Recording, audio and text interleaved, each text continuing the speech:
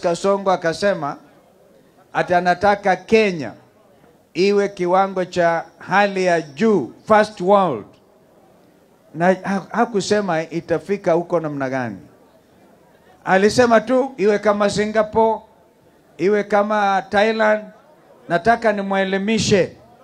Haiwezi kuwa first world kama inaongoza na wafisadi. Wafisadi, the prime minister ambaye anasifika sana wa Singapore, bali andika from third world to first world. Akapata umaarufu. Kitu cha kwanza alikomesha ni wizi wa mali ya umma. Hapa Ruto badala ya kusaidia mali ya umma anauza ingine. Alafu ufisadi kila mahali. Anaita madelegation state house kwenda kuwaonga 10,000. Anaenda kila mahali. Badala ya kusaidia kina mama kwa ule mradi wa Linda Mama, anaharibu. Elimu ambao mfumo ameanzisha Ruto ni mfumo ambao hata hujulikani. Ile inaitwa CBC. Mwalimu hajui, mtoto hajui, mzazi hajui. Hii ni elimu sample gani hii ya Ruto?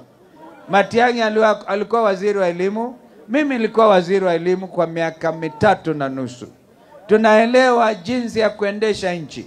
Tumenyamaza tukiangalia mambo yote haya. Ndio sababu mimi na ndugu yangu Raila ambaye amelala, Mungu ailaze roho yake vizuri, mimi mara 2 nikawa mgombea mwenza wa Raila.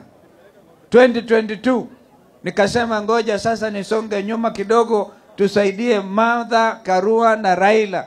Nikajaribu kumweka Raila awe president wa Kenya, akaibiwa.